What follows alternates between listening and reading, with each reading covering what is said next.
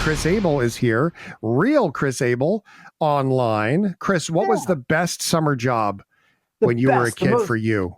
the most fun, not exactly the most money, was that one year in my teens, I got to compete in the Kingston Regatta as a sailor on a racing boat representing Prince Edward County.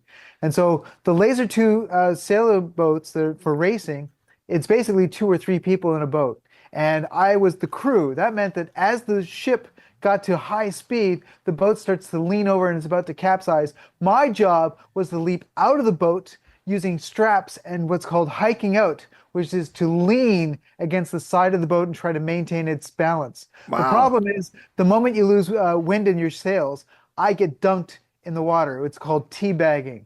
And I have to tell you, that happened several times. We finished the race. We didn't win. We didn't place. So I didn't make a lot of money. But exactly for a summer experience, it was fantastic. Summer jobs. What's the best summer job? 7, 10, 10. That could be the most exotic one we've heard so far. That's kind of cool. Also, did not have teabagging on my bingo card for the night tonight. Uh, I know. Chris, my kids, when they were here visiting last week, were talking and they're like, you know what's the next thing is going to come out with the iPhone? It's going to be amazing. It's going to be like the Samsung that folds in half with a screen on this side and a big screen in the middle when you open it up.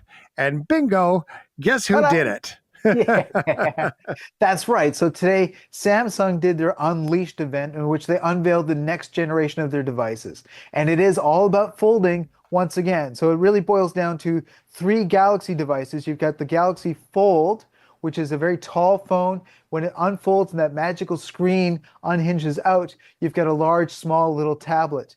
So the Fold 7, which is launching, it's got a 200 megapixel camera. And Samsung is really saying the change is that this one can be used for video editing because you now have this large screen.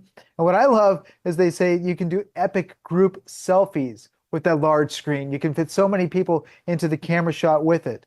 What's cool is that, like the other flip phone, which is called the Galaxy Flip 7, which is a small sort of standard flip phone, but when it folds and closes, you get this small little rectangular device that has a watch screen on it.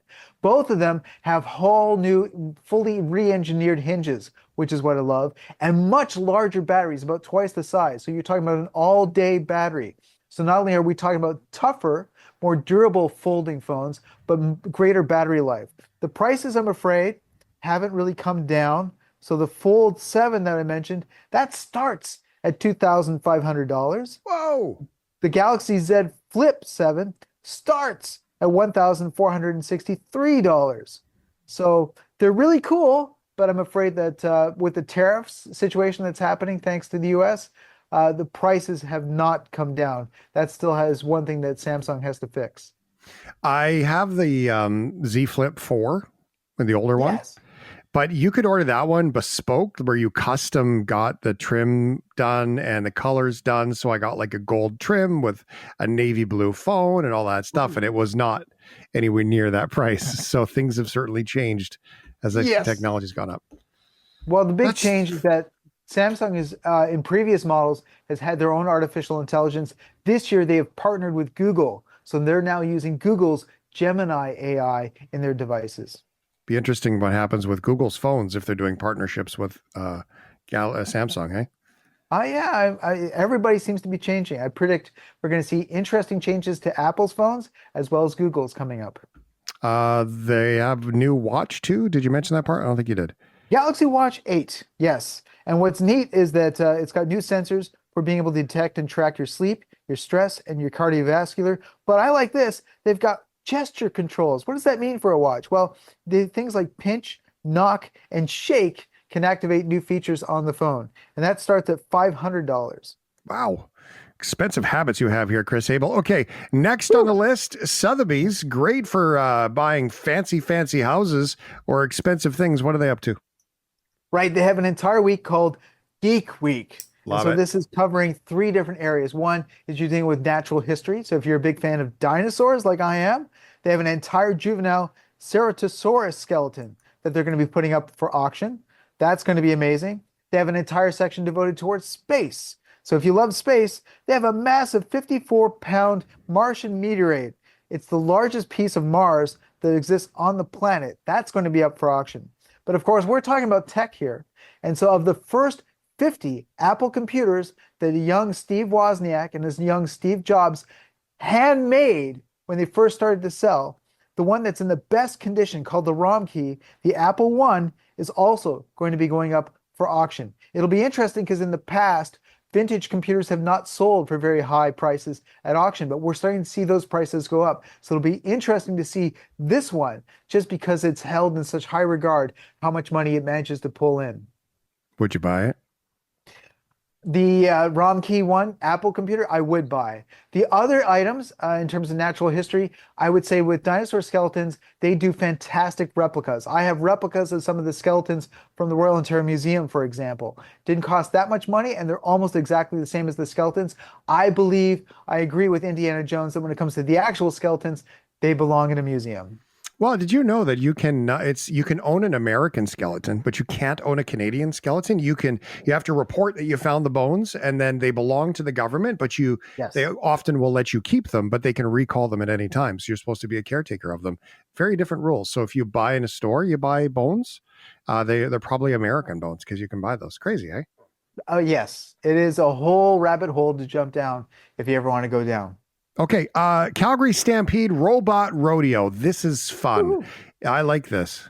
Yes, we often think of Calgary Stampede as being about cowboys or the fun food that they have at their fairs, but they've Drinking, always had a huge tech component. And lots so of they drinking. have a robot rodeo. And every year in Calgary, teams from around the world come to compete with robots. And it's usually a form of soccer. In the past, it would be one robot against another robot trying to kick a ball into each other's goal posts. That has evolved so that we now have entire teams, of 6 or 7 robots playing against 6 or 7 other robots. And the best part is they're now playing with multiple balls. And this year, what we're starting to see is autonomous robots. There are no humans involved. It's literally 2 teams of robots getting together and competing against each other. The top prizes tally together of $10,000. So these young students from around the world that are competing, I wish them best luck, and I hope they have a grand experience. It'd be fun to do Robot Wars, though, wouldn't it? The violence. Oh, yes. And I will say for all our fans in Calgary, throughout my time on television, I have campaigned to be able to go out to Calgary Stampede to do a special adventure there. I've done adventures for shows like App Central and Canada Am. Canada Am, they really got annoyed with me because I kept saying Calgary Stampede, but we just couldn't get the financing, the budget together. Oh, that's too bad. Well, I broadcasted, I think it was 11 years in a row from the Stampede.